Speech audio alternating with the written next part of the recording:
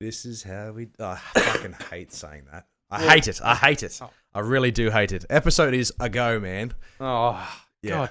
See, I just...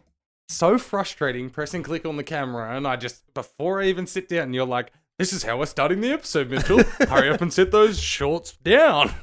What? No, I'm wearing shorts, but I'll be able to crop that out of the video. But because of you... Hurry up and sit those shorts down. Yeah, because I don't want people to see my, pasty white, disgusting legs. Listen, we may be Australian, but that doesn't mean we go outside, especially at this point in time. Yeah, no, fuck that. Nah, fuck that. No, Anyway. Saturday... Especially with our conditions that we've been suffering through. Oh, yes. Holy hell. Welcome, everybody, to another episode of Two's Company, Three's a podcast, where Mitch and I have been in the wars. We've both been suffering from respiratory issues, internal infective issues regarding lungs and throats and God knows whatever else. It's been a tremendous start to the new year for 2C3 Pod. As I was saying to you, there was about 4 days there where I spent a collective 40 plus hours on the recliner in my lounge room because I just couldn't move. Yeah. It's been a wonderful start to 2020. Yeah. Lucky you. I was at work, but I just couldn't breathe. Yeah. I just had 10% of my lung capacity. It fucking sucked balls. I won't be taking any time off work anytime soon. I soaked up all of my sick leave and then some. Oh, and then some. Well, excellent. Good work. But anyway, the Grinch put up with whose Christmas cheer for how long? Well, it's okay now, Grinchy, because it's time for 2C3 Pod, Hail Mary Beads on a Catholic Rosary.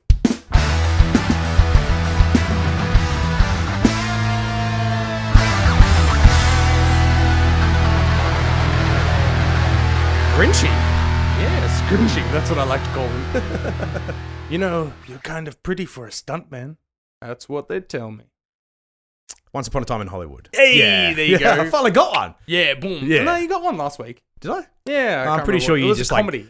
I like force fed it to you. I was going to say, the only time I ever really get them is when you force feed them, or if you put on the accent. Yeah. Turn that back up just a little bit so I can hear myself. Here we go. Oh, okay. Yeah. I have no idea. Yeah. Anyway, what we're talking about, welcome to Two's Company, Three's a podcast, a TV, movie and gaming podcast where we occasionally talk about things. My name is Dylan, as always with my co-host, Mitchell, and we do apologise in advance if there's any kind of cough interruptions or any kind of turning away or one person stammering through some sentences while the other one recovers from their lungs exploding. Yes, absolutely. But better turn my fucking phone off if anybody heard the ding then. Anyway. Fucking professionalism. Absolutely. Speaking of professionalism, did you know Christian Bale is back in Hollywood? Oh, because he never left. The news. Yes. What? I do have one more thing I want to touch on. Okay. I also want to apologise. If you follow us on social media, we have been very absent for the last week due to said sicknesses. Yeah. So we apologize for that. You've been missing out on my terribly old,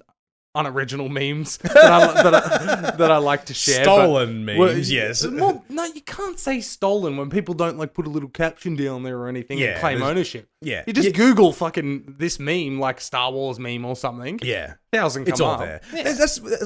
As a former Facebook page owner. Former? Well, I mean, the one that was big and relevant and I made content for. Yeah.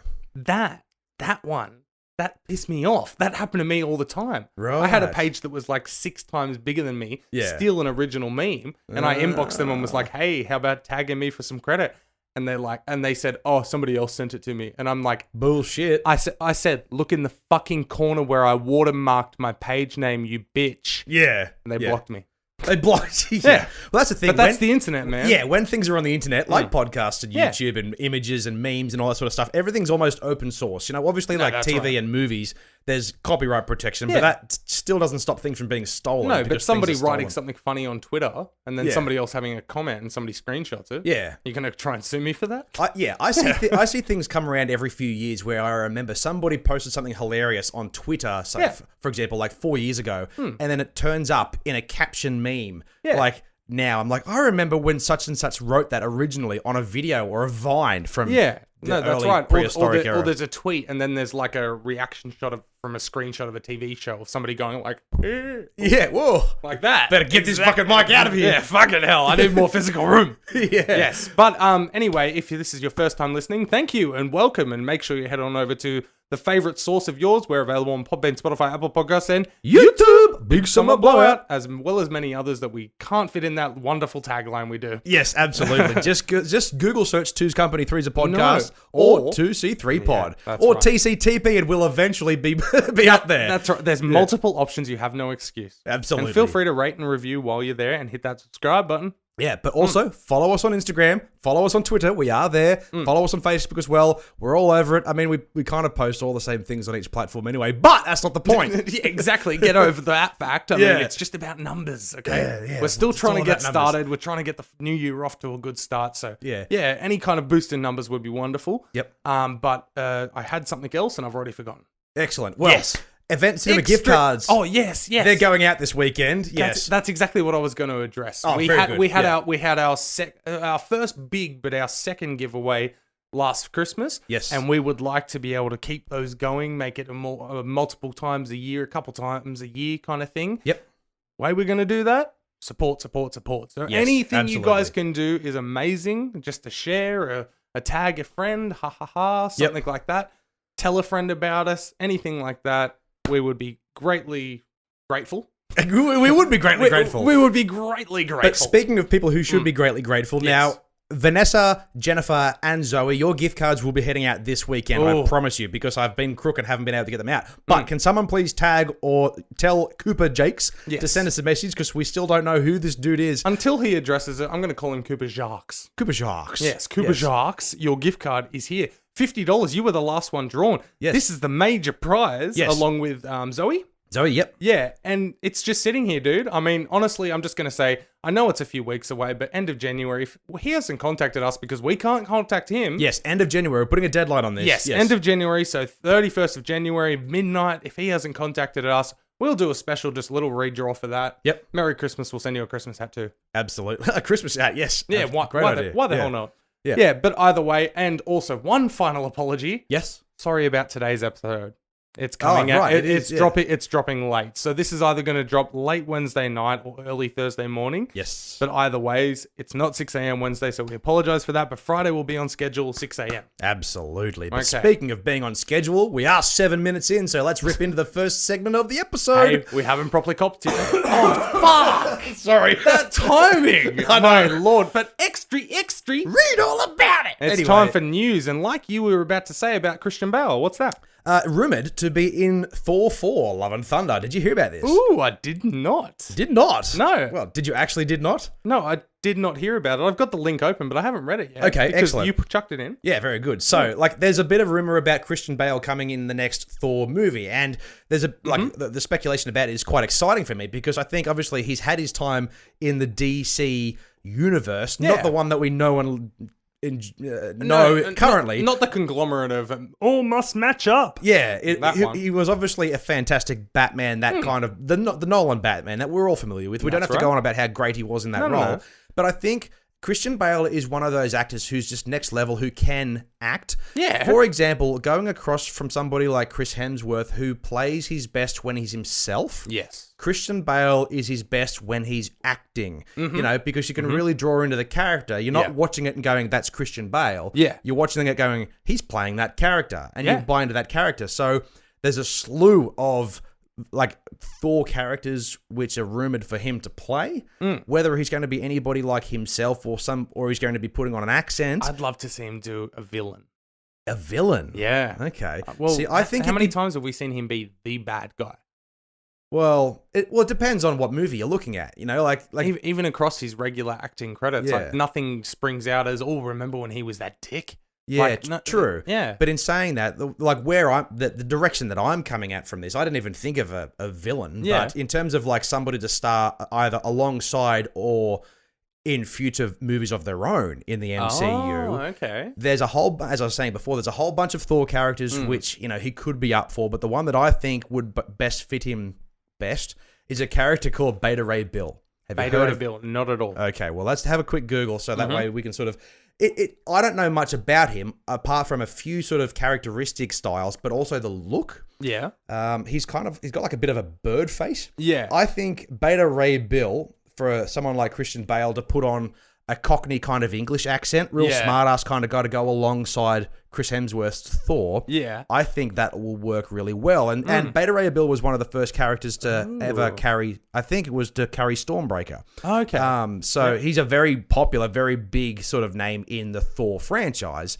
And he's obviously, he closely resembles Thor, but his face is a bit weird. Well, does it change? Does his face change? No, he's as I said, he's got that kind of bird beak, kind of chompy looking face sort of thing. Okay, so it'll be like a more humanoid version of that cartoon. Where you'll see that it's him, but there won't be. It's not his face, you know? Yeah, either that or it could be completely voice animated. I'd imagine it'd be some sort of motion capture. Oh, it'd have to be. I would want Christian Bale to join the MCU in a big way, because if he joins as a villain, it's a one-off. No, exactly, but that seems like more of Christian Bale's like forte. Yeah. Well, that's what I mean. He doesn't do. Okay, I know there was Batman. Yeah. But how many other sequels can you think of off the top of your head that he's done? Oh, he's in like consecutive sequels in a series of movies. Yeah. I mean, none. Exactly. Well, not many. I can't think of anything else. Outside of the Batman trilogy. Yeah. Geez, I can't think of honestly any back-to-back sequels that he's done. So I'd be okay with a one-off villain appearance. And it's not like Marvel, owned by Disney, can afford to just like splash a bit of cash, get another name in there, and you just see them battling it out, you know? I think that'd be cool. But, I mean, Beta Ray Bill. Yeah. Now I'm just thinking of Buffalo Bills. Oh, delicious, man. I know, right? I'd love to see him play Buffalo Bills. Yeah, absolutely. Chew my bubblegum news. But, no, either way, I'm keen for this, whatever he plays. Yeah. You got Tiki Wiki directing, man. Well, that's right, you know. So I think, and you've got, what's her name? Natalie Portman coming back as Lady Thor. I was about to say, yeah. Do you know much about the background of Lady Thor or whatever? No, we've touched on it before on the podcast. Yeah. Yeah. I don't know too much about it, but I do know that for her to have her powers of Thor, like in turn, she's like suffering from cancer or something like that. So as far as she totally does have, worth it.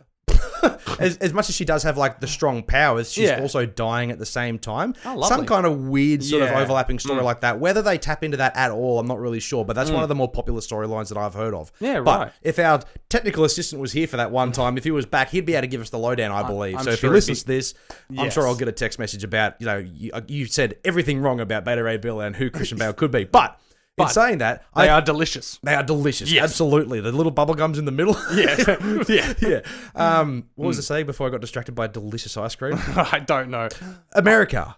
Do you get Buffalo Bills? Of course. You think they would. Buffalo Bills. What am I thinking? Buffalo Bill. Well, Buffalo Bill has to be some kind of food, doesn't it? No. Well, there's buffalo wings, but then buffalo. I swear Buffalo Bill is a killer. I don't know why. I just like Silence of the Lambs? Thank you. Yeah. Yes, I knew it. Yes, I am still a horror fan. Yes. Anyway, what was I talking about? Yeah, so as you're right, Christian Bale probably could really play a one-off sort of villain. Oh my God, no. We're still heaps wrong? I watched them play I watched them play on the weekend when I was sick, and they took a 13-0 lead into the halftime and then lost 19-22. The Buffalo Bills. They're a football team. Oh, right. Jesus Christ. But Buffalo Bill is in Silence of the Lambs. He's that character who said, I'd fuck me. Yeah. That's him, isn't it? I'm just double checking. I don't know. I have no fucking... We clearly have no idea about what the hell we're talking about. It is Buffalo Bill. You're right, okay. Yeah, so I'm asking... We were right. Yes. But in my head, I should have thought of the Buffalo Bills because Josh Allen's a fucking spastic. But either way.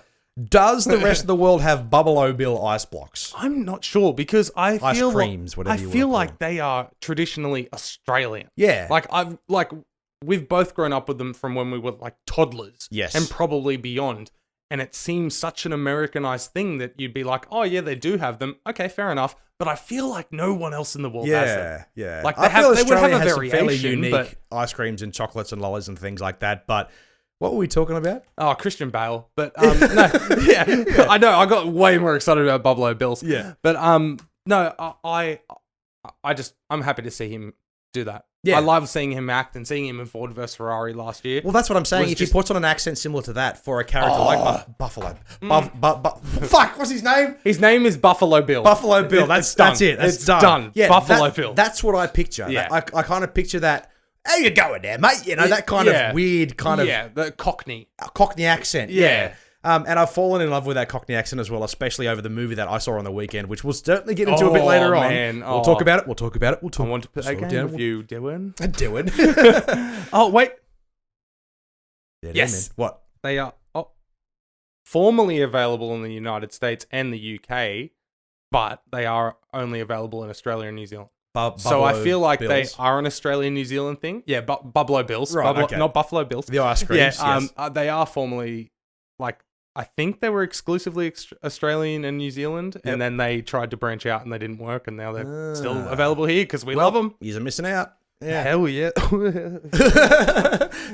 Speaking of Buffalo Bills, sorry, we're talking about it now. No, did you see it's those news, people? Yeah, did you see those SpongeBob shaped ones a couple of years ago? Oh man, I never tried it. I did, and Yeah. they tasted fine. Yeah. It tasted like yellow ice cream, if Yeah. like you know what to expect. Yeah. But I'll tell you what, not one fucking one of them looked like SpongeBob. Oh no, Like, because they they're all looked melted and insane. cured and Yeah, retarded. I'm sure I posted back on one of my meme pages back in the day. Oh, you take the wrapper off? Yeah. No, that was Sonic. Yes. that was Sonic. Yeah. Where the Sonic. Yeah, but anyway, We've talked a lot about ice cream.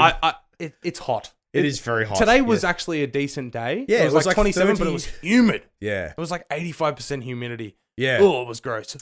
I know we've talked about like how rotten the You start guys of the year are has loving been. this news. I Yeah, just know it. absolutely. We're You're- definitely talking about the movie news. I mean, we're 15 minutes in. We've talked about one thing. Anyway, it got to like 47 degrees in Australia on Saturday. Yes, the most recent Saturday. Ooh. Now, I don't have a converter. I do. Oh, actually, here we go. So let's have a look at temperature. So if I go 47 degrees Celsius. Yeah. And you write it in, but I'm Yep. just going to take a stab. 47 degrees Celsius. Is that the cat? Yep. That was Claude. Yep. Oh, love a good guest star. 47 degrees Celsius. 92. Way off. Oh. Yeah. Now you're talking about Fahrenheit, right? Yeah, of Okay, course. so this is for the American and all the other weird countries that look at Fahrenheit. America. No, you're right. I'm 99% sure they're the only ones. Only ones, yeah. So when you talk about degrees and temperature across the world, the globe. Cut that out. I know, it's hard to do. America's hard. You might hear the number 47 and go, that's pretty cold. Or that might be almost freezing temperature. I think 32 degrees Fahrenheit is 0. See, that makes no sense. No, exactly. Make 0, 0. No, but that's the thing. And then I was watching something on, I think, Travel Channel on the weekend because I was sick as fuck. Yeah. Minus 32 degrees Fahrenheit. Guess what that is in Celsius? What? Minus 32 degrees. How does it work? I don't get it. But either way, I think 0 for us is 32 for them. See, this is to put it in simple terms. 0 is freezing point, 100 is boiling point in Celsius. But it got to 47 degrees Celsius here in Australia, which is 116.6 degrees Fahrenheit. Oh, it wasn't that far off. I said 92. Yeah, but still, like, you add a few extra Fahrenheits on. We just discussed how stupid it is, so... Yeah, but wow. Do you remember, like, I think it was last year or the year before, where England was going through a heat wave and people were passing out and possibly dying, going to hospital when it hit 25 degrees. Yeah. We're just like, fuck, that's a 25 degrees is a cool day. Today was an 85% humidity day. Still sweat my balls off at work. Yeah. And it got to like 28. Yeah. And you're in a tin shed wearing like full clothing. Yeah. I wore a hoodie under my shirt. Yeah. I ain't passing out from none of that shit. Yeah. Yeah, it's just amazing the different cultures and what you're used to and that kind of thing. And it's just, But just to put that into perspective, you know, as you'd all know, everybody now knows Australia is burning down and these heats are getting up there. So 47 degrees, 116 degrees Fahrenheit in an area that's not currently on fire. Thankfully, there wasn't a breeze on that ridiculously hot day. Oh, because man. that would have fucked the fires so badly. Yeah. But anybody listening right now, just Google the bushfires, see how bad it is, and there will be a link to donate something. Shout out to Lake Mac Strongman. The competition on Sunday at Swansea CrossFit 360. Body 360. Yes, they raised over $6,000 for the RFS. $6,000. Yeah. Like, that is amazing for just a local little business doing this deadlift for dollars. Yep. Full credit to them. Full credit to you for giving it a go, even though you're crook as beans. I wasn't going to, but I did. But the biggest lift on the day was from, I can't remember his name, but a monstrous sized man who got 310 kilos. Holy shit. For the American oh listeners, my God. let's get this. Welcome to 2C3 Pod Translation Edition. Yeah. If we go... Converter Edition. If we go... that's definitely not the right amount. So if we go 310 kilograms, if we turn that into... What do they use? Pounds? Yeah, LBS. LBS. Yeah. I apparently have some Kiwi in me. LBS. LBS. 300 and... Oh, I put it in wrong again. Let me guess this one. Okay. Looking at about between 780 and 810. No. Oh, come on. You've overestimated this time. Oh, come on. 310 kilograms. He lifted off the ground 683 pounds. Oof. Which is a fucking enormous effort. So congratulations to that dude. But they raised over $6,000 for the New South Wales RFS and amazing. Wires. I got myself a nice bottle of water and I some was lifting. wondering why you're gift. flaunting that thing on the bench. Oh, it's because it's fucking stinking hot and it's full of cold water. That's why I'm drinking it. The condensation. Station. Anyway, listen, back into the news. Right, onto the next piece. moving on to the second topic of discussion. Now, we've recently seen a movie that Quentin Tarantino has come out with, Once Upon a Time in Hollywood, which was obviously part of your introductory joke thingamajig that we do every week. Yes. A possible 4-hour cut is on its way to Blu-ray and DVD. My little question is that even fucking necessary? No. I like to watch a 2-hour movie and then I'll happily watch 2 hours of special features. Yes. But I will not watch 2 hours of extra movie. Okay. Yes. I agree with you in that sense. That seems like a little bit of an overkill. Yeah. Because in all honesty, if he couldn't decide on what to cut and what not to cut, this would be Once Upon a Time in Hollywood Part 1. Right. Because Kill Bill was supposed to be one film. Movie, yes. And then he made it and was like, oops, I got like 4.5 hours of material. Yeah. Can I split it? And they're like, fine. That's cool. And that worked really well. Kill Bill Part 1, I thinking about that, like I remember watching Kill Bill 1 thinking like, who the fuck is Bill? Exactly. And then you got that 1.5 or 2 years, however long it was I don't even between. think it was that. I think it was only a year, honestly. Well, being a kid. Because they were all filmed at the same time. Yeah, well, being a kid, I wasn't able to see it at the cinemas. No, of course. I can't remember how old I was at the time. Yeah. But I remember, I could talk about the violence that I Yes. saw in that movie as a kid, being like, oh my God, this is the greatest cinematic experience of my life. Yeah. But that movie coming out a little while later, there's nothing wrong with splitting that over like 2 periods. I think that's fine. Plus, you get double the sales. No, of course. A 4-hour cut of a really long movie already, I just think that's a bit unnecessary. But that's the thing, a really long movie that actually is perfect as it is. Yeah, that's right. I just bought, like I showed you, the Blu-ray edition of it. Oh, that deal's today. That finished today, yeah. Damn it, anyway. Yeah, but anyway. No, I bought the Blu-ray edition and I made sure to check out the special features before I purchased. And there's like a little, I think there's a little brief making of, and then it says 7 additional scenes, like deleted scenes. That's cool. I'm happy to go and sit there and watch those. Yeah, absolutely. But I don't know if I'm ready to pick up and buy a copy of this and put it in knowing that it's going to be 4 hours. Yeah. And knowing my overthinking brain, I'm going to be watching it going, all right, this is new. And like focus on that. You just see, It breaks that immersion if you're concentrating on what you have and haven't seen. Exactly. But will you, as somebody who may not have watched this film, who has some level of interest in it, who maybe didn't get the chance to go to the movies to see it because it is a long film, will you enjoy a 4-hour cut of a movie that you know is 3 hours? No. It's going to repeat the Irishman mistake. People are going to lose their attention span. Fair enough, you can binge like 10 hours of TV, but there's trailers or credits in between that give you that mental break. No, that's right. But also, The Irishman is good. The Irishman is good. The Irishman is fine. It's just good as it is. The ending was just a little bit slow for me, drawn out. But I feel like if you're a casual fan, you didn't go to the movies to see this, and you're like, oh yeah, I'll give it a crack, and you accidentally put on a 4-hour edition. Yeah, you're going to be into hour 2 going, what the fucking hell? Yeah, when is this wrapping up? Exactly. Yeah. So I recommend, it's been out for a couple of weeks now on Blu-ray and digital rentals. If you didn't see it at the theaters, watch this movie. It's a fantastic movie. Yeah. But if you see it, say, run hour, 240 plus minutes. Yeah. Yeah, probably not. Yeah. And because I've already seen this film and I know what the climax of the end of the movie is, I don't think, like, unless they do something else in this additional 4-hour cut to make the climax bigger and more dramatic or climaxy, whatever. Yeah. Up the ante in that regard, I probably would want to see what leads up to that point, but I don't want more filler to lead up to that point, which I already know is going to be amazing anyway. I'm happy to skip the rest of the movie and watch that scene. That's why I bought it. Yeah. Because I can't wait to sit down and rewatch the movie again and get to that scene and rebuild that tension. Yeah. But I could just imagine the 4-hour edition and the big tagline, like for, you know, how they have special features, like on the front, it'll say, watch Margot Robbie's extra 6 lines. Like, because she only had like 6. But either way, I think it's a bit excessive. It's interesting.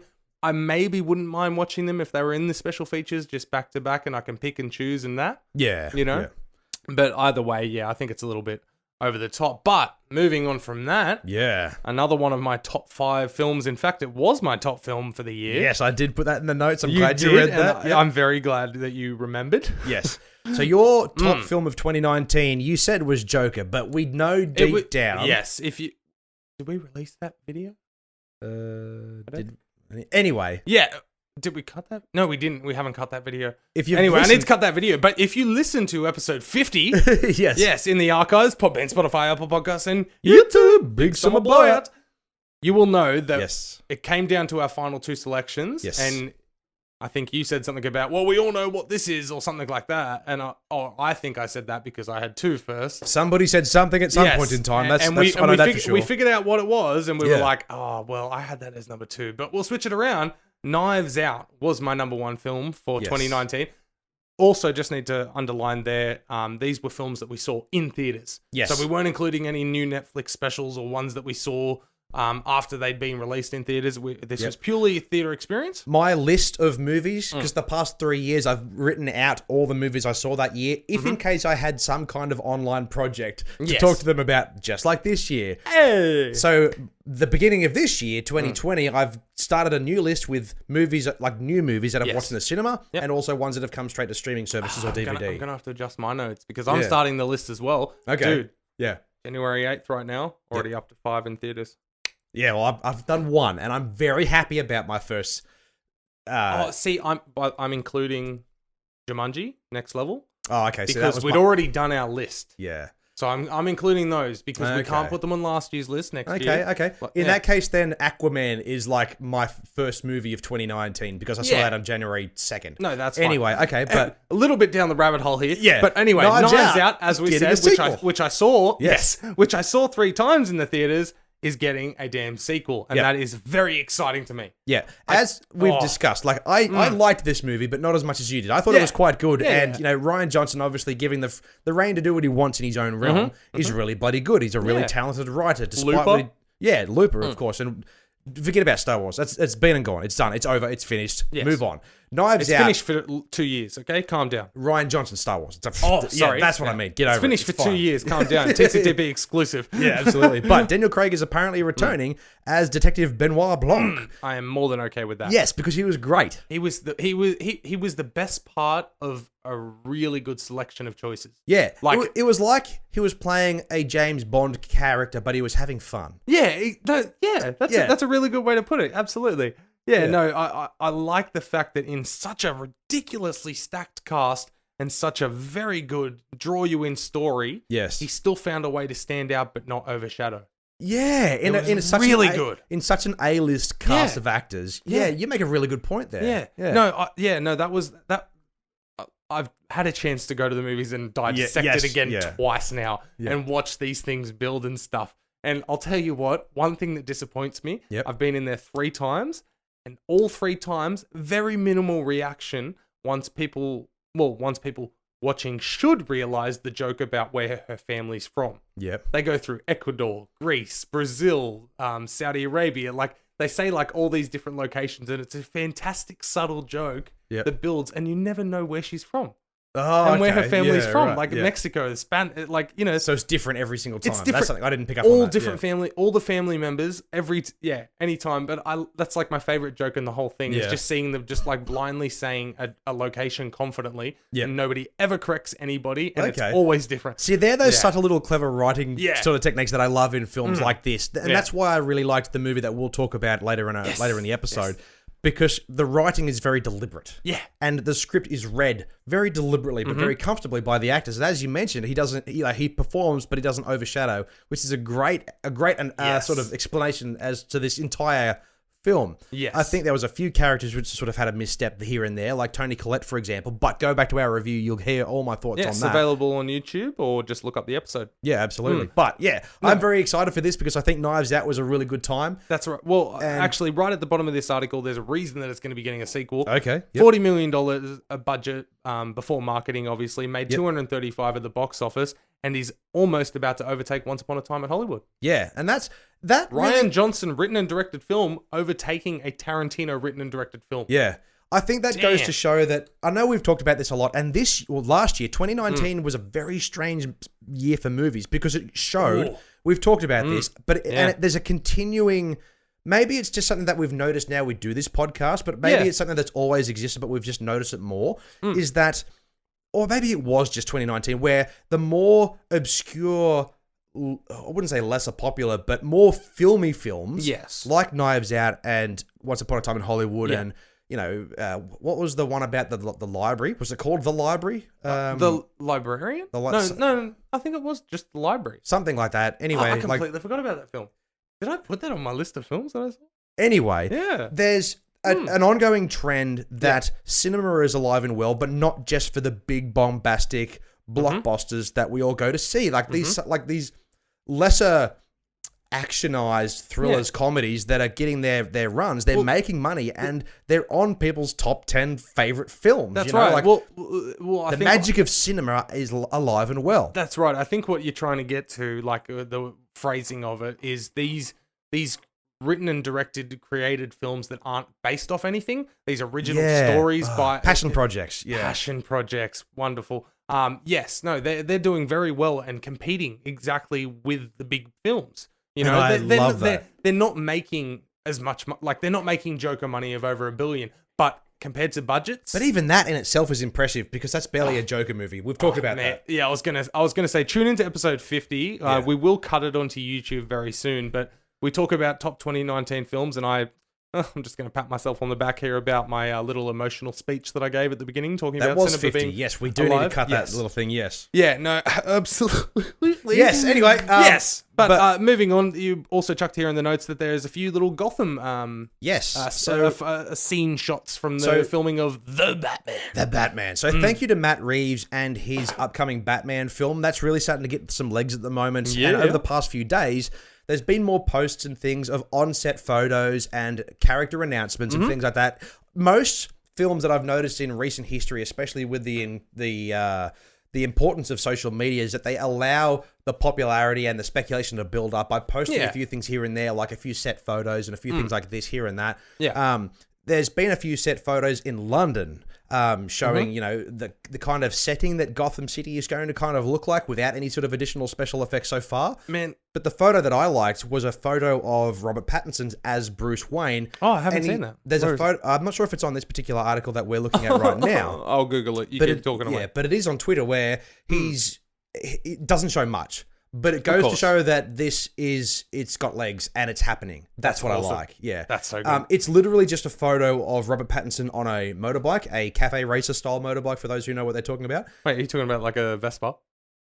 No. Oh, okay. No, did you say cafe racer? Yep, look them up. Yeah. I'm trying to look up this first. They're the next closest thing to a cruiser. Do you know what a cruiser is? Is that like a Vespa? No, it's like a Harley. Dude, I'm not mechanically minded. It's fine. Anyway, but it's just him and he's got the hair and he's kind of got this cloak thing over his mouth. I see. Yeah, like he looks Why like... Why the fuck is that called a cafe style motorbike? I have no idea, but it's something from the 50s or earlier, probably. Yeah, right. But anyway, they're really nice bikes, dude. Like, people own them. They're fucking sick. I could talk about them, but I'm not going to. Yes, but cafes, you say. But cafes, yes. But what was I going to say? Matt Reeves, he's recently basically come on Twitter and announced in a very strange way that Colin Farrell is definitely playing Penguin. Oh, yeah, I like that. So Oswald Cobblepot. So I love that. Yeah, I think I don't have any clue as to the type of Penguin character he's going to be because I don't think it'll be a while before we get a Danny DeVito style It's going to be a while before we get a Batman style movie like that. Yeah. Like those. Yeah. And I think even though Schumacher? No, it was Tim Burton at the time who did Batman Returns. Had those very dark, gross, grotesque kind of penguin story for Danny DeVito, which was so good. Yeah. I don't think they're going to do that for this. I think he's going to be a bit more straight cut, kind of like the penguin from the Gotham TV series. Did you ever watch that? No. Wasn't bad. Okay. But the penguin in there was quite interesting. I'm not going to go into it because I don't know too much about it, but I thought what they did with that character was quite good. Yeah. So someone like Colin Farrell, who did I say that right? Yeah, Colin Farrell. Yeah, Colin Farrell. Yeah. I've always been a fan. He's had some sort of hit and misses over times, but he's had some misses. Yeah. Like I'll just say that, but when he's on, he's on. But that's what I mean. When he's on, he's on. So I think as we just saw over the weekend. Yes, when he was on, he was fucking on. Yeah. But yeah, so I think the biggest takeaway for me from these set photo leaks and showing that Robert Pattinson's in the role, and there has been a few leaks of the concept, the kind of Batman suit he's going to be wearing as well. Yep. There's a few links out there. You can just Google Robert Pattinson Batman suit. That goes to show that there's like costume designers showing like this is the kind of face mold that we have, and this is the kind of character like esque we're building around that. So there's a few sort of leaks here and there, but the thing I'd take away from this is that it's happening and they've started filming, and I'm all on board. Yeah, absolutely. It looks like it's going to be fire. As we've said, Pattinson's going to make a great Batman. Yes, exactly. And I'm glad that the two podcast members from the original group both agree about this and always have. So I like that. But before we just move on quickly, the Golden Globes happened. Yes, they did. Now, you know nothing of the results, do you? No. All I watched from the Golden Globe, 77th? Yes. 77th. Annual Golden Globes was Ricky Gervais doing his thing. Of course. Every year or however many years they've asked him to host it. This has got to be about the 4th or 5th, honestly. I think it was his 5th, but they always say it's his last. They know exactly how he's going to come out and the kind of jokes he's going to tell, but I'm super glad that they allow that. Yeah. Because they know he's going to try his best to be super offensive to everybody in that room. Yeah, big time. And he made some incredibly good and sharp jokes about certain things, but I won't get into the jokes because I'm going to ruin them. But I did particularly like the one he said about Martin Scorsese. Did you see that one? No.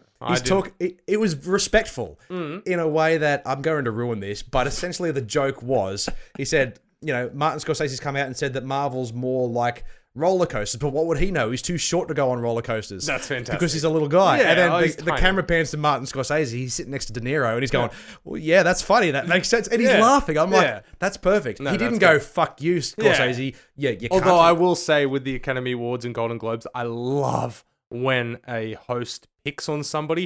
They cut to them and they are deadpan. Deadpan, yeah. Because they're hamming it up.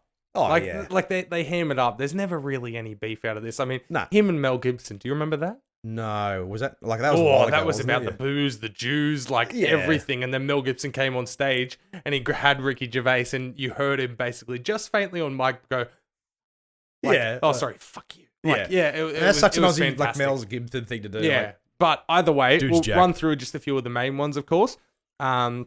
Supporting actor Brad Pitt. Yes, Once Upon a Time in Hollywood. Did you hear about this one? Didn't he actually? He won an Oscar for that, didn't he? For Once Upon a Time in Hollywood? Yeah. That hasn't happened yet, dude. Not Oscar, sorry. That's February, bro. Golden Globe or whatever. That's what I'm saying. Yeah. Like, I'm reading you the winners. Yeah. Yes. Best Director. Before you go on to the next one, though, you can confirm this if I'm correct or not. I read very briefly in a headline that was one of his first Golden Globe wins. Is that right? Or in a long time? Off the top of my head, I'm not 100%, but I can't remember him winning too many awards, honestly. Yeah. Oscar-wise, I think he's had at least one. Sure. Surely. That's why I'm sitting there going, look at these Oscars. No, the Golden Globes. I don't care. Dude, we're disproving our pop culture knowledge. Stop it. But supporting actress was Laura Dern, Marriage Story. Best Director, Sam Mendes for 1917. Yep. Best Screenplay, Quentin Tarantino, Once Upon a Time in Hollywood. Lovely. All right, Best Performance in a Motion Picture, Musical or Comedy, because the Golden Globes split them up where there's drama and then musical or comedy, not just best of overall. Best Performance in a Motion Picture, Musical or Comedy, actor Taron Egerton. Yeah, for Rocket Man. Yeah, Elton John character. Yeah, exactly. Haven't seen it. Apparently, it's good. Actress for Best Performance, Motion Picture, Musical or Comedy, Awkwafina. Yes, that hadn't have been from Jumanji, wouldn't it? No, Best Performance by a lead. The Farewell. Haven't seen it. Yeah, no, exactly. Congratulations to her because she was really good in Jumanji. Best Performer in a Motion Picture, actor. Actress, Renee Zellweger for Judy. Judy. Yeah, remember that movie where you're like, who the fuck's Judy Garland? Yeah. And then I'm like, Wizard of Oz. Yeah. Hey, I really, well, I can't say I really do, but I liked Renee Zellweger in her earlier movies, you know, because like Bridget Jones's Diary, like number 1 and 2 was like a classic kind of guilty pleasure for me. And me, myself, and Irene, she was hilarious in that movie. Oh, that also stars Hugh Grant, who we saw on the weekend. Yes, lovely. I love Hugh Grant. I know. Anyway, yes, but best performance in by an actor. Yep. Come on. Oh, by an actor. Oh yeah, Joaquin Phoenix. Yes, Joker Phoenix. Yes. Yeah. The best motion picture, musical or comedy. Musical comedy. Musical or comedy. Oh, musical or comedy. I have no idea. Come on, based off there was 2 wins by these people. I haven't Once looked Upon a Time in Hollywood. Oh, okay. Yeah. Was that a comedy? Yeah. Definitely wasn't a musical. No. It's a very broad spectrum because there's drama and then this category.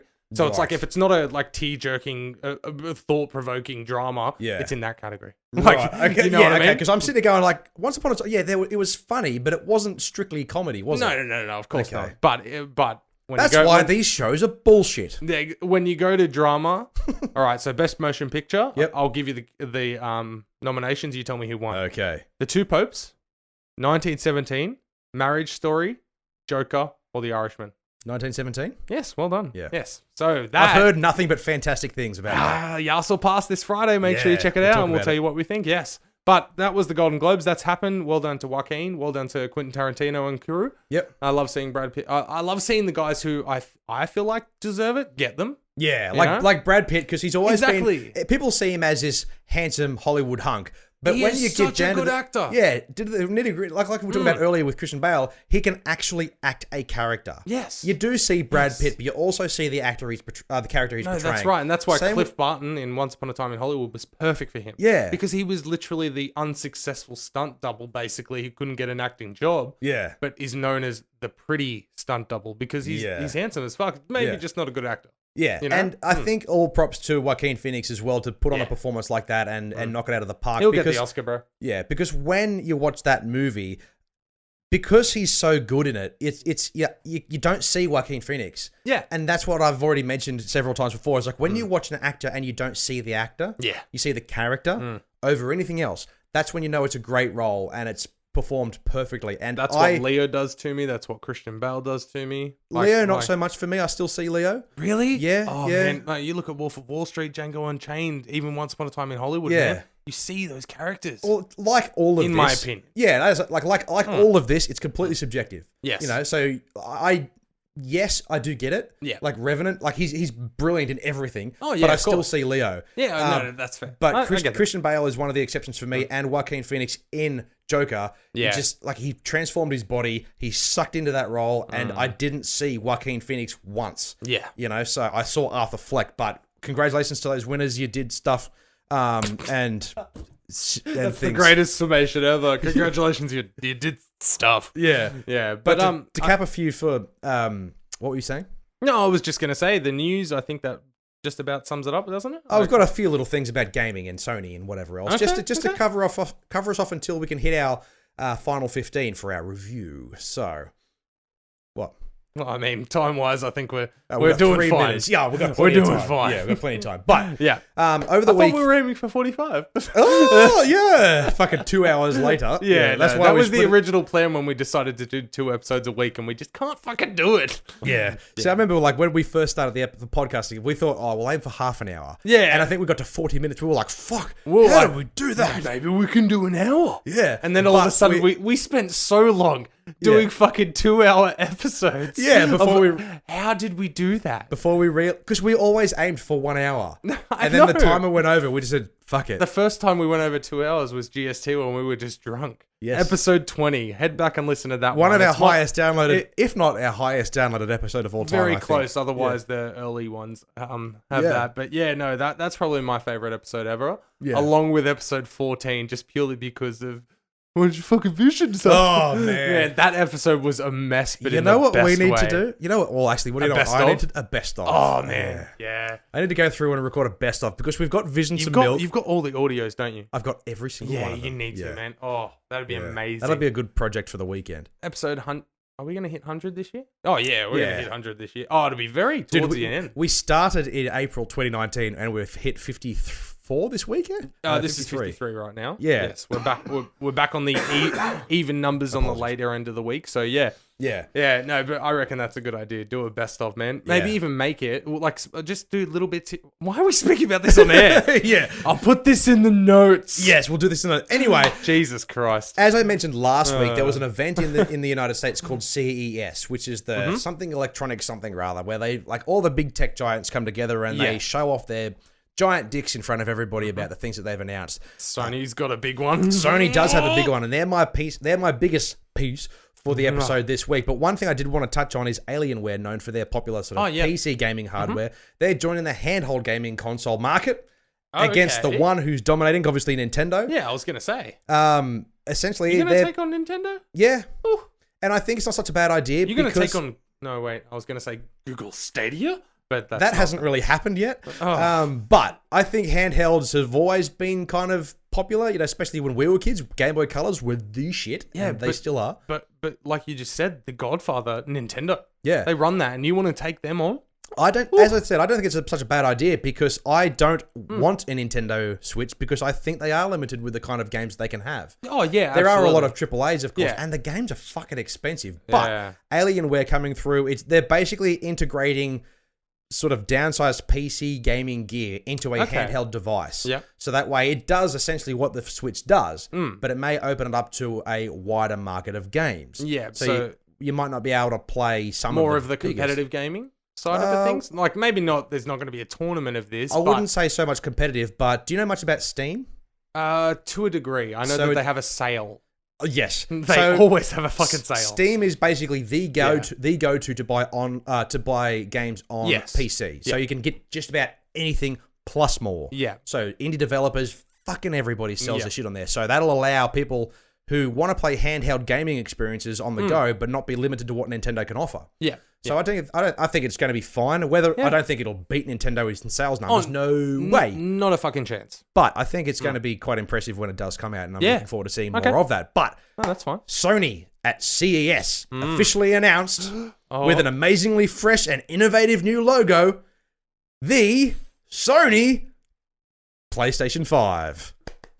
Wait, they did announce it? Yeah. Oh, I thought you were gearing up for they announced the fact that they showed the logo. Oh, well, they because they didn't show the console. Oh, no, well, yeah. I mean, you can't gear people up and then show us the amazingly fresh, innovative new logo, which, if you're not getting the sarcasm in the room, it's the PS4 logo, but change that 4 to a 5. Yeah. That's it. That's what they revealed visually. And the thing is, like, everyone went, well, duh. But at the same time, people were expecting something new and fresh. Well, we were expecting the PS5. Yeah. Like, not just the fucking literal logo. There's been a few specs and things that have come out regarding, like, what the PlayStation 5 may have in store, as well as the DualShock 5 controller. But it's a fucking controller. Like, no. Okay. Yeah. Like, fucking who cares? I'm sorry. You've been slowly upgrading your DualShock controller since the PS2. Well, yeah. So maybe don't go, hey, and the DualShock 5, and everyone goes, okay. Yeah, it's like why was it not going to come with a controller? Exactly. Oh, wait a minute. Was this mind controlled? Like, yeah. So like the announcement though was so underwhelming to the point where people were taking photos, but it's literally just a black screen with a guy standing in front of it, and they announced PS5, and it looks exactly how you would expect. It's just, as you said, the PS4 logo, but with the number changed. Everything, there isn't a single thing there that makes me go, wow, they're gonna do it. Yeah, like you know what I really like about this is that I'm so glad that they're not trying to create something spectacularly new with their fucking logo. Yeah. Everybody has always called it a PS1, PS2. I'm so glad that they're just going to call it PS5, not the PlayStation blah, blah, blah. And the logo thing is identical. I'm like one of the very few who's 110% okay with it. Oh, yeah, no, absolutely. As an actual only exclusive PlayStation player, I know you dabble in both, but you're the Xbox guy. Yeah, I'll swing from one swing to another. Yeah, of course. But this is why the PS5, the PlayStation currently is more popular than the Xbox currently. Yeah. Fair to say? Yes. Yeah. And because of that... I think the sales numbers were quite a bit higher as well. Oh, ridiculous. Significantly. Yeah. No, absolutely. But that's why they have that stranglehold on that market. because they obviously realized from the beginning, hey, let's evolve our consoles, but not fuck around with names. Just literally just keep going with continuity. It's going to be new. It's going to be bigger and better. And you know that because the number's different. Like, that's it. Yeah, whereas and I think that's fine. Xbox, they fucked themselves the second they called it the Xbox 360. Oh, man. Because remember before the Xbox One came out, everyone was like, oh, here comes the 720. Yeah. And then, I'm not going to try and prove that I said this or anything, but I was thinking to myself, I'm like, and then they're literally going to have the 1440.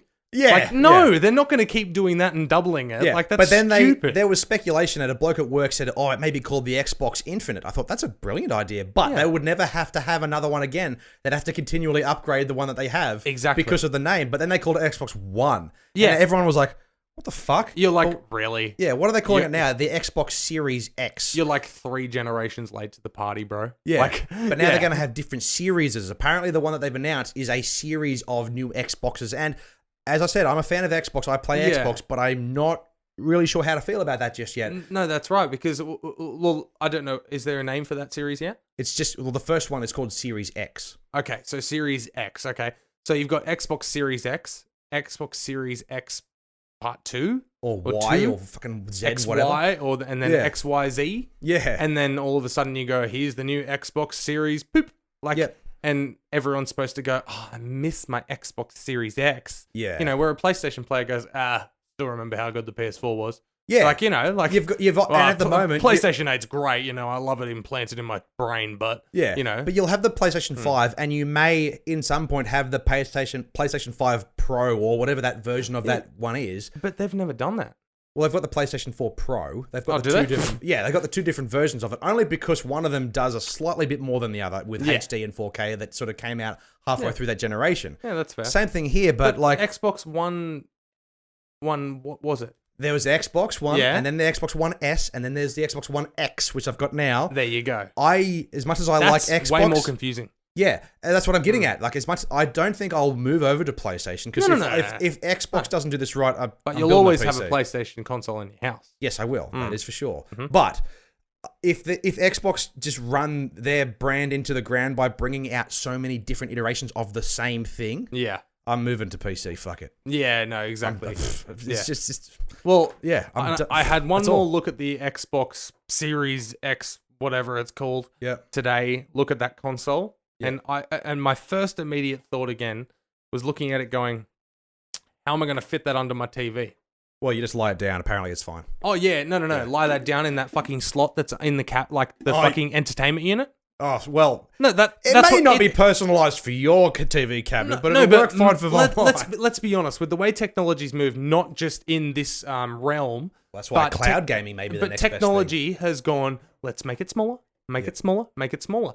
And now a Blu-ray player is about yay big. Yeah. Like it's a slightly big sandwich. Yep. And then a PS4's like 2 sandwiches. Yep. And then the Xbox fucking Series X is like a brick tower. Yeah. It's not going to fit in people's cabinets, like in my opinion. Yeah, and I think that's going to be a legitimate concern. Okay. There's going to be launch day and people having pictures of them trying to shove it in their figure fucking out where thing. It goes to go. But not and only it's that, going to have to go behind the TV or fucking leaned against the TV or fucking in front of the TV, like slightly. Yeah. No, we'll see. That, as I said, not really sure how to feel about it. I do know that like the specs are going to be amazing, obviously. Of course they are. But it just, as you're right, where's it going to go? Yeah. How's it going to fit? You can have it at any particular angle, but that's never a concern for anybody. Never really has been. No. But I'm sorry. You can't focus on VR slightly, but it can work on a different angle. Like, forget your priorities straight, Xbox. Yeah. But one more thing before we move on to our film review. The Xbox 2. Yeah. Seriously. Yeah, you made it one, just fucking... Yeah. But the other thing that was really amazing that Sony released was an electric car. Really? Yeah. Oh, watch out, Elon Musk. Yeah. Sony has never dabbled into the automotive industry. See, that looks like a car I could drive. That looks like a Not very like sexy... a fucking Tesla. Yeah. Some of those Teslas, man. Oof. Some of them are a bit like... Some of them are like fucking gorgeous. I saw one the other day which was more... It looked more like a Honda. Yeah. It was a sleek version, like a real sexy version, but it was like it was more toned down. It was less showy. And I thought that's okay driving around Newcastle, New South Wales. Yeah. But yeah, Sony has surprised everyone by unveiling an electric car. Yeah, so, fair enough. Who knows how much it's going to be or when it's going to come out, but it goes to show that these tech giants are doing what they can And I think these electric cars with more companies doing it like Sony and Tesla, not Tony and Tesla. Great job, Tone. Yeah, coming into the market to try and compete against, some of the biggest sort of car companies that obviously all of these cars spew out heaps of pollution on a daily basis. I think it's going to be a good thing, but we'll see where it goes. But Sony's joining the game now. Yeah, no, and I've got nothing wrong with that. Yeah. I mean, these markets are now growing. Yep. So, I mean, there's going to be more competition. So, hey. And they'll get cheaper and cheaper over time. Why the fuck not? Yeah. Simple as that. We just got to charge them somehow and not use fossil. Apparently, there's quite a... That's what I'm getting at. There's the kicker. Yeah. Oh, it's like, oh, well done driving that. You're saving so many emissions. Can I just use all this power? Can I use all the coal you've just dug out of the ground? Exactly. Yeah. That's right. But, anyway. Dude. Let's do it. Let's not do it. Yeah. Yeah, this is the right segment. Coming at you fresh, coming from afar, it's 2C3 Pod DTC. That's right, ladies and gentlemen. While Dylan coughs up a lung and an arm, we're going to talk about 2C3 Pod DTCR does the cinema. This Absolutely. Is our weekly review of one of the freshest releases of the titles and our first for 2020. Yes, this is the first movie I got to see this year, and I saw it whatever date it was like the 2nd or the 3rd maybe. Yeah, it came out New Year's Day in Australia. Yes, it came out New Year's Day in Australia, yes. So I had the privilege of seeing a movie titled The Gentleman. Oh, how dare you? Oh my God. And I'm so glad that you reminded me because I was like, what are we going to see this weekend? And you were like, oh, The Gentleman. I was like, oh yes, I really, really do want to see this movie. Yeah, that's right. There was that message from you. What should we see? And I said, well, I've seen Jojo Rabbit, I'm feeling crook, but you can go and see it and we'll talk about that. Or there's The Gentleman that just came out and you were like, The Gentleman, done. Yeah, I'm like, absolutely. Yeah, sweet, done. Yeah, so written and directed by Guy Ritchie, starring Matthew McConaughey, Charlie Hunnam, Henry Golding, Michelle Dockery. Ooh. Did I get that right? Jeremy Strong, Eddie Muzz, Colin Farrell, and Hugh Grant. Distributed by STX Films. The budget I found couldn't get a confirmation, but according to the internet, 175 mil-ish. Yeah, that seems about right because there is a bit of action in it. Yeah, couldn't get a real sort of tight grip on the sort of the box office either because Box Office Mojo wasn't really giving me much. Yeah, I'll see if I can find an updated number. You're better at finding those things than I am, but... premise, essentially, or premise, however you like to say the word, around the world. The film follows American businessman Mickey Pearson, who's played by Matthew McConaughey, who has created a highly profitable Mary Jane or marijuana empire in England, or London. Grass, wacky weed. Anyway, word gets out that he's looking to cash out his business.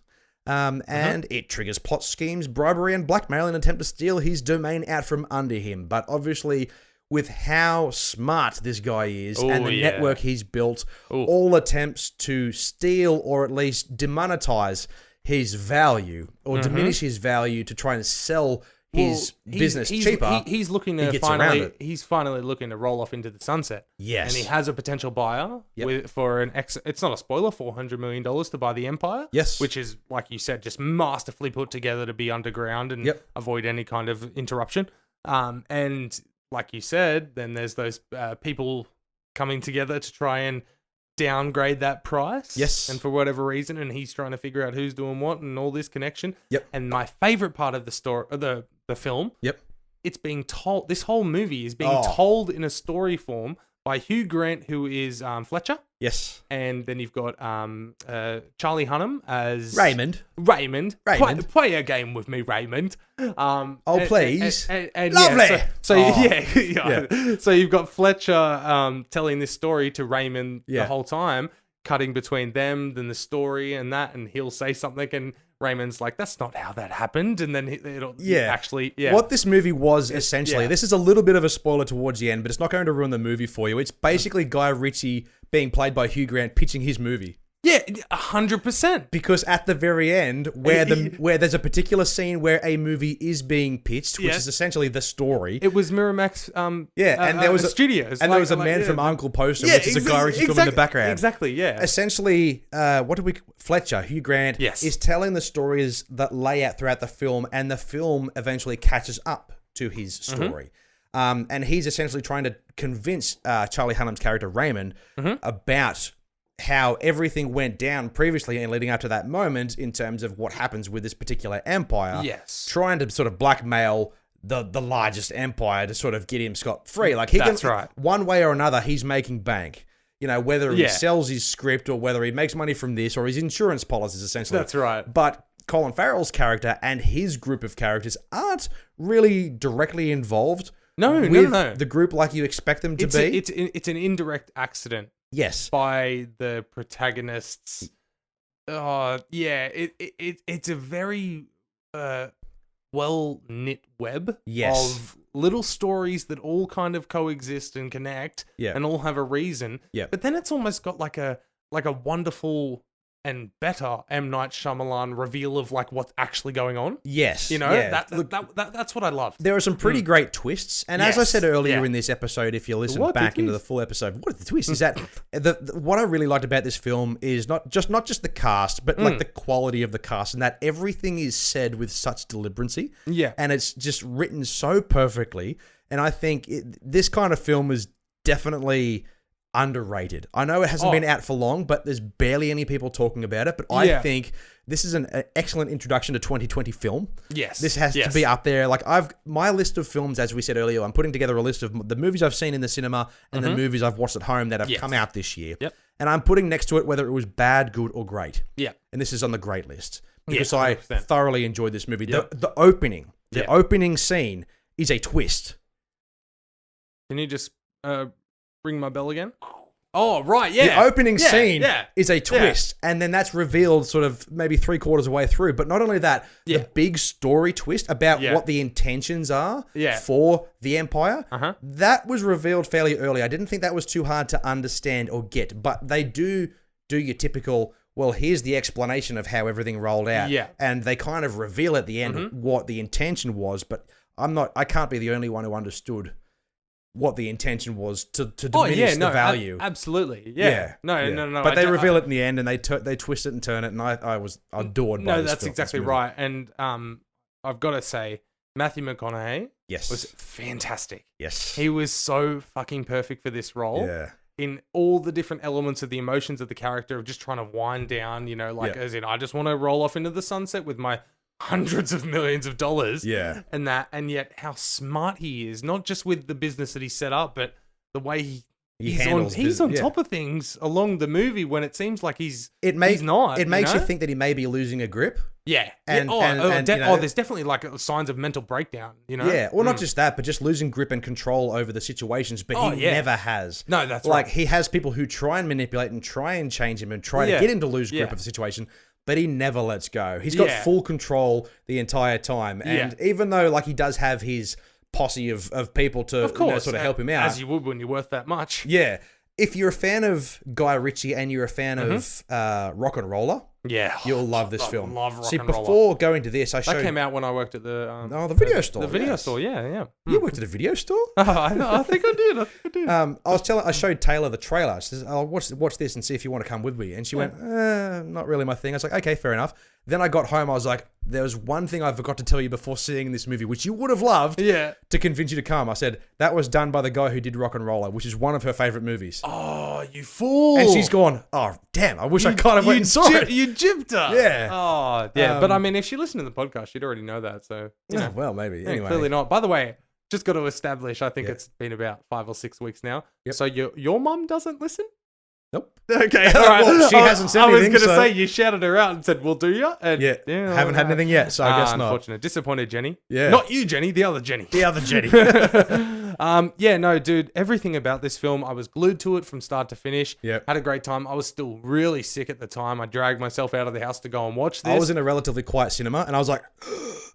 yeah. Darth Vadering it the whole time. But with a cinema that was about maybe a quarter of the way full, I probably laughed the loudest and the most. Yeah. But there was a few moments where I would laugh out loud and the people behind me would have a chuckle. It's like, you're allowed to laugh in a movie. That's right. I openly laughed in this movie. That's why I think it's on my great list. Yeah, absolutely. And one thing I found out going to the theater as much as we do, I found so much that I unintentionally, because I'm in the same mindset of you, I'm here to have a good time. Yeah. You're allowed to express your emotions through whatever way, as long as it's not an annoying, like, oh my God! Like stop that talking kind of at the screen. So I found quite a few times I almost egg people on to laugh. Yeah. Because I laugh and then you hear people go, Oh yeah. It's like, let it out, dude. Like, it's a comedy. That was like Knives Out. Yeah. Because it is a somewhat serious film, but there's like really smart lines. Yeah. And I'd laugh, and then people would go, "Oh yeah." Like that's like you Joker. know, it's like just fucking laugh. There's a moment in Joker where Yes. Joaquin Phoenix's character is entertaining children in a hospital, and he drops a gun. Yeah. And I piss myself with laughter. Yeah. Very serious and intense moment. Yeah. But one person breaks out, the rest of the cinema goes, oh yeah, we're at a movie. Yeah. And then you can let it go. And this is the kind of movie, The Gentleman is the kind of movie where there are some serious elements to it, but there's a lot of comedy and it's a lot of real natural, raw, and also very hilariously racist in all the right ways. Oh, comedy. brilliant. And I Colin loved Farrell. it. Colin was Farrell. Brilliant. It was brilliant in this film. Favorite moment or like a highlight. I know there's a lot, but I have a couple in mind. The one that sort of comes to mind, and the internet, I could probably say this now because we're not popular. Okay. But where the white guy in the boxing ring calls the black guy a black cunt. Oh my God, yeah. And then Colin, he's like, that's fucking racist. And Colin Farrell, no, it's not fucking racist. He's just addressing you as a cunt. And the fact that your skin is black has nothing to do with it. He's just pointing out a feature. That's all he is. And I fucking love that. It's racist in those ways, but then they back it up with a hilariously way of explaining it. No, that's right. Because it's almost in 2020. It's one of those things where you hear that being said and you're like, ooh. Like, as in, like, that would be a lot of people's normal reactions. He's not saying the N-word. He's not doing anything serious. It's hilarious and it's correct. It's fine. And he's like, just right now, to you, like, you're a white fucking idiot.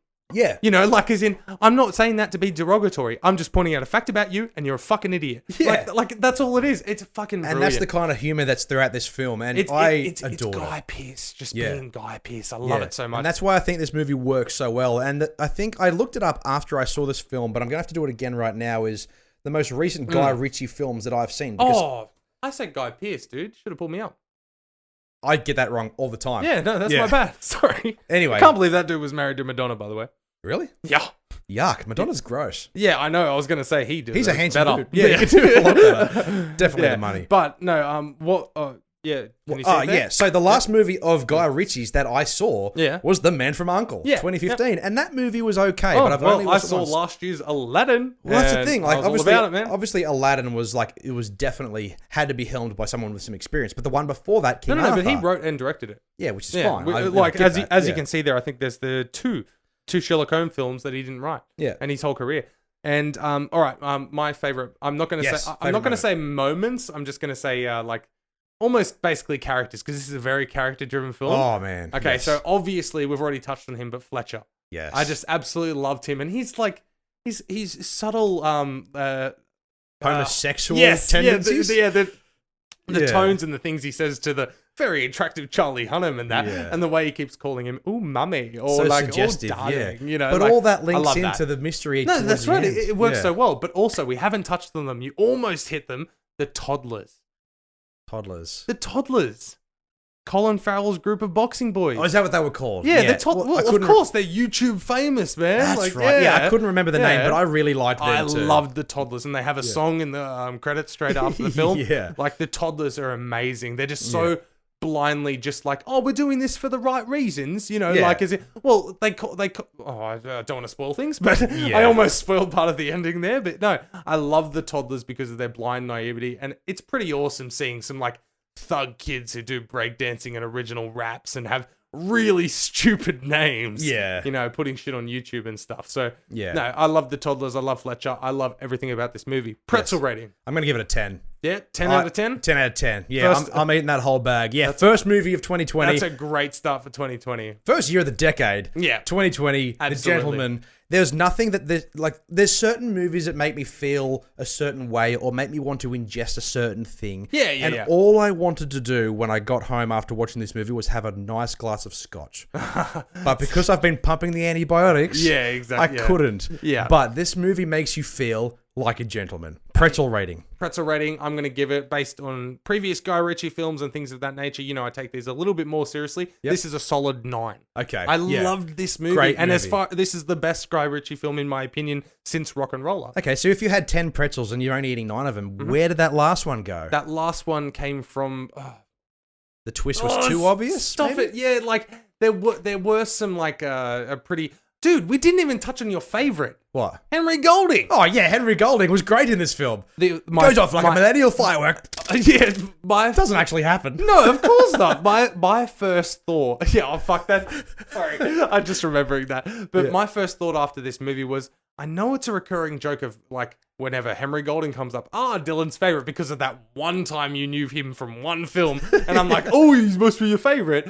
But I literally came out and I'm like, damn, this dude is getting better and better. Yeah, I got the same feeling. So good. He's like, actually becoming a legitimate favorite. Yeah, he's the one actor in this film who's relatively young, apart from the toddlers. The toddlers, yeah. But in terms of like main playing actors or characters in this film, he's definitely he plays a character called Dry Eye, which is like a rival mobster boss. Well, no, he's working under George. That's correct. Yeah, George is the head of that. Who runs a heroin empire? Basically, I'm just going to say it. They're like the Asian drug lords of this particular England, I guess. Yeah, you know, so they're like the stereotypical Asian in that. And Henry Golding is like a relative of his coming up underneath. Yeah, and he's trying to gain like a leg up. He's doing a lot of shady dealing to try and get to the top without having to do too much work. That's right. He's trying to get to the top as quick as he possibly can. He's trying to take down the top dog lion, essentially. Yeah. But as you mentioned, like coming out of this, like, yes, he's a great actor, but these kind of roles really cement the fact that Henry Golding, as young as he is, against all of these actors that have been doing it for so much longer, except for maybe Charlie Hunnam, like he hasn't done. I feel like Charlie Hunnam's been doing it longer. Oh, no, he definitely has. But what I'm saying, he hasn't been doing it for much longer compared to Hugh Grant, compared to Matthew McConaughey. Oh, no. Like, you know, a lot of actors in this film have been around the world. Been around the block, yeah. And then Henry Golding comes in as the young bloke and as the stereotypical millennial in this film and crushes it. Oh, he's fantastic. Yeah. Absolutely fantastic. So I will rate that own. Henry Golding is on the way to being probably one of the best actors of this generation. Look at the last like 12 to 18 months for him. You had Christmas Story last December. Yep. And then there was that one with Anna Kendrick and Blake Lively, the killer one. He was in that. Yeah, he was the husband. A Simple Favor. A Simple Favor, yeah. And then there was... That's where this all started from, because that movie was okay. Yeah, that movie was pretty good. And, well, it was either No, because I would have reacted the same. Are you sure? I'm sure it was Crazy Rich Asians that you... No, he was in that, but I haven't seen it, but I've heard nothing but great things. I believe I said Henry Golding, whoever that is, and you said, I think he's that guy from Crazy Rich Asians, and I'm like, your favorite. Let's actually confirm if he's actually in this film. That would be fantastic. But either way... Go and see this film. Support your local theatre. Start 2020 off on a bloody good note. Yes. It's a fantastic fucking film. Yes. It really is. The Gentleman is great. Yeah. Yeah. Last Christmas, A Simple Favor. He was in and Crazy Rich Asians. We're finally correct on the podcast about our knowledge about movies we haven't seen. No, but there you go. There's his last 2 years. Yeah. These last 2 years, he had Simple Favor first, then Crazy Rich Asians, Christmas... what's it called? Last Christmas? Last Christmas. And now this. Man, he's taking off, dude. Yeah. He is taking off and he's killing it at the moment. And that's right. So also on the topic of Henry Golding, he will be coming back for another iteration of G.I. Joe, the movie franchises I don't give a fuck about, but he'll be playing Snake Eyes. Yeah, exactly. And the way he's going right now, I'll almost go for him. Yeah. Your favorite, okay? That's fantastic. So The Gentleman is a fantastic film. We've had a pretty horrendous start to the new year, but at physically and environmentally, but I can safely say that cinematically, seeing The Gentleman as a first film this year for me is an amazing awakening experience, because January is usually pretty crap. I've heard that The Grudge is rubbish. Don't. I've heard it, but... Should have had Henry Golding. No, it had a different Asian actor in it. Who's usually pretty good. But we'll talk about John Cho. John Cho, yes, but we'll talk about. But you did see 2 other films very quickly. Of course. Before we turn our 2-hour podcast into 4 hours every fucking week. We still got another episode to go, bro. Fuck. But I of course it's school holidays. Yep. So I had the chance to take both my children to Spies in Disguise. Yep. And then I got the chance to have a boys' day with Oliver, and we went and saw Playing with Fire. Not Ready or Not. Not Ready or Not. Although, if you wanted. Yeah. But I got the chance to see those 2 films. Now, Spies in Disguise, the much highly anticipated Tom Holland and Will Smith. I wouldn't say highly anticipated. Well, it's... There was 2 trailers and then it came out. Anyway. All right. Okay. Yeah. But no, either way, it shouldn't have been because it was rubbish. Okay. It was rubbish. But I will just, for me, this was just very cliche children's animation. Oh, let's just throw together a clever story about spies and animals, and the kids will love it. Big fancy colours and things to keep kids distracted for 2 hours. But I will say, the one thing that we pointed out last week in Yas or Pass, or you pointed out, was he lays an egg. Oh, I was editing our video earlier today going like, there was the conversation where we talked if male birds can lay eggs. Yes. Is this where you're going? No. Okay. Well, I'm going down that route because Yep. that's actually a very heavy plot point. That he can They realize he's actually a female genetic bird, because of the way he got turned into it. Okay. And that's the reason he couldn't get turned back, because he was doing the science all wrong. So he couldn't Because he didn't know that he was actually a female bird, even though he sounded like Will Smith and that, because he had the mind of the spy. That's weird. So, yeah. Why is that plot point in a kid's film, and why is it that convoluted to the point? Anyway. It's 2020, Dylan. You just gotta adjust to... You don't know what gender is. What? No, identify with that. Don't say there's a gender. It shouldn't... Just because he lays eggs doesn't mean he's a female, Mitchell. No, well, you're the one who brought it up. Yeah, but anyway, either way, Spies in Disguise. If you have kids, they'll enjoy it. My kids did, but for me, I was just like, because I've seen this 25 times. Because kids are dumb. But Playing with Fire came out mid-December. John Cena. Yep. For the fire people and my amazing just fake description that I had. Yes. It was brilliant. Oh, okay. I loved it. I loved this like I loved the Dora movie. Okay, it really did live up to the expectation for me in my mind of what to expect from this film. Yep, that's good. And honestly, for a Nickelodeon kids film starring John Cena and basically just being a fun, goofy movie, it had such dedication to the story that there were so they're smoke droppers. I won't be too long. They're smoke droppers, so they drop into a fire to try and steer it away without water and that. They're just the first ones in there. Yep. Because they work in the park service. Now, they do 2 fire drops in the first 15 minutes of the movie. The rest of the movie, they don't do another one. But they have the plot and didn't even mention the fact that it was raining and storming outside the whole time. Yep. But there were several outside shots to acknowledge the fact that this is why they're not going off to a fire. Okay. You know what I mean? Yeah. Something as simple as that, where they could have just ignored it and it could have just been dry. Yeah. Kids aren't going to go, but wouldn't there be another fire since they've already done 2 in the first 10 minutes? Yeah. No, it just happened to be a storm and they were trapped at the depot. Yeah. Okay. Simple as that. Right. So it wasn't because they were surrounded by fire or whatever. And also, in my fake description for this one, Playing with Fire, the parents are dead. Holy shit. Yeah. Turns out they're actually... Crispies. No. They've been dead for years. Then how the fuck did they... They've been avoiding fostering care. So they've been on the run, basically. Dodgy. Yeah, exactly. Yeah. But they're pretending like their parents are alive. And then when I found out they were dead, I was like, no way! Twist, what a twist. And the kids are like, but that's sad. And I'm like, yeah, but I was right. Yeah, either way, Playing with Fire. If you can get your kids to that one, while it's still 1 session a day at the moment, so it's on the wind down. But it's a great film. Spies in Disguise. So if there's 2 movies that you get the chance to see this weekend, whatever. Yeah, right now. Yeah. The Gentleman and Playing with Fire. Yes. While it's still in cinemas. Yes, they are. The Gentleman I gave 9, Dylan gave 10. Playing with Fire, I give a solid 8.5. That's good, as you said. Yeah, exactly. All right, for what so it is. if you have to rate out of 10 Spies in Disguise. Honestly, 4. Oh, really? Yeah. Oh, okay, that's better than I was expecting. No. I'm not gonna shit on it because I understand its purpose and it's gonna make its money because of the names involved.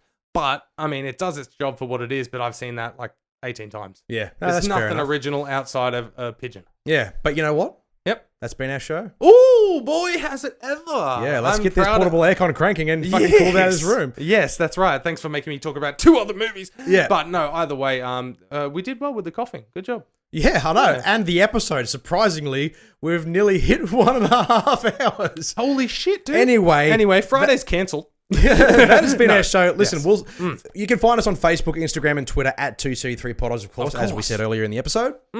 That's right. And don't forget, if you're watching this on YouTube, should be listening to the podcast, or vice versa, Podbean, Spotify, Apple Podcasts, and YouTube. Big summer blowout. Now, if you want to support the show, you certainly can. Head over to tpublic.com where you can get yourself a t-shirt, a mug, a sticker, and a fridge magnet, of course. If you want to support the show in a way that gives you something in the return, head over there and purchase some stuff. Absolutely. And if you're a local business or just somebody who wants to get in touch with us, a fan, give us some feedback or something like that, 2's Company 3's a podcast at gmail.com for any business or personal inquiries. Now, rain, hail, or shine, health, and in sickness, we'll have 2 episodes every week, every Wednesday, every Friday. Wednesday's always about the news and our reviews. Yep. And Fridays, we've got our Yas or Pass and Trailer Park, of course, and a bit of shit talking as well. We definitely drive down those rabbit holes. That's right. And we, I was going to try and carry on with what you were saying, but I'll stick to the script. I ran out of oxygen. We have been a little bit crooked, as we've mentioned. So the YouTube has been a little bit slow, but traditionally 4 YouTube videos every week. That's it, Dylan. It's your line now. Okay. Thanks you for tuning in. We'll see you on Friday. That's right. And my name is Dylan. Oh, yep. That's Mitchell. Yeah. And can I say it now? Yeah. All right. We're Two's Company, and you are the podcast. So why did that work? Because I unplugged it and put it back in. Oh, I didn't even notice. Very good. Oh, yes. It's a question, Drew. No. Oh, you want me to do it? Okay. No. I'm Wednesdays. Okay. Yeah. Oh, that's the bottom of the pile. Okay. Yeah, no, that's good. Okay. No, it's not good because I was going to read out the one that I got right last week. Now, if you haven't had a chance to tune into the YouTube at all, or if you certainly haven't because they're not up yet. No, well, there's one. There's one. Is there? 51. Oh, yes. Up. Yes. But either way, we're going to be doing these trivia cards at the end of every episode, every week. So make sure you tune in after the credits because we'll have a competition. We'll pick something that we're going to bet during the year because this is going to run all year. Yes. All right, hit me, do it. Alrighty. Oh. Now, we don't know all of these questions, all these movies, but we'll certainly give it a good crack. So I nailed my guess last week. Yes. In the classic biker movie Easy Rider, what did Wyatt and Billy hide their drugs? Where did Wyatt and Billy hide their drugs? Is it part of a bike? Yes. Okay. All right. Good. Motorbike too. I mean, I know that. I know Easy Rider, but I don't know Easy Rider. You know? Okay. Yeah. Yeah. No, I definitely wouldn't get this. But where did they stash their drugs? I feel like it was definitely in the handlebars. Bum, bum. Oh, the gas axle. tanks. Axle? It was the gas tanks? How the fuck would you store drugs in an axle? How would you store it in a handlebar? I'm fucking guessing, Dylan. Anyway, I don't know the gas fucking tanks. I don't know what Vespers do, man. Oh man, checking out that video of Two's Company 3's a podcast. We really appreciate it. Wasn't it really something?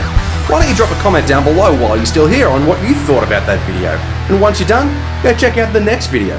Feel free to hit subscribe as well. I think it'll be a really good investment for your future.